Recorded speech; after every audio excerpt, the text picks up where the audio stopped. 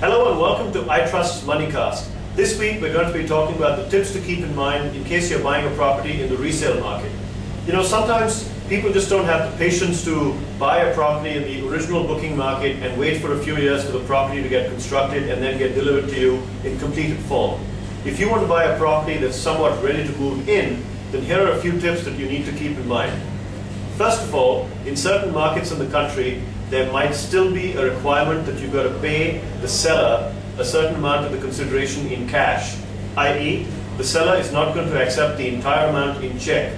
Understand what the norms and customs are in the locality and town that you're buying the property in, and don't get surprised midway through the process that there is going to be a cash requirement.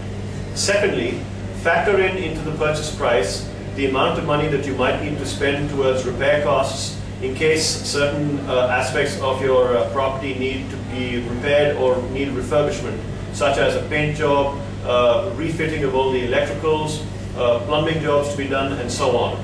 The third thing to keep in mind is get a surveyor to do some kind of survey on the property, such that you're not going to have any problems in case you need a home loan on the property a few weeks or months or years down the line.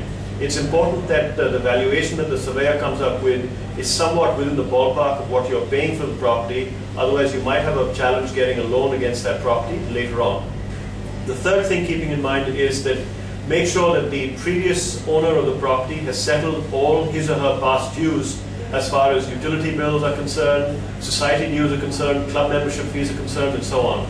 Once the title passes to you, all these liabilities might get attributed to you if you haven't settled for them at the time of the purchase. And finally, there are going to be some kind of brokerage fees associated with the property transaction. You as the buyer are probably going to have to pay a brokerage fee to the intermediary who's mediating the sale between you and the seller. The seller might have his or her own broker and they will pay their own fees, but you might be required to pay your broker a certain percentage of the transaction value in your fees. So those are 5 points for you to keep in mind if you're buying something in the resale market. Good luck.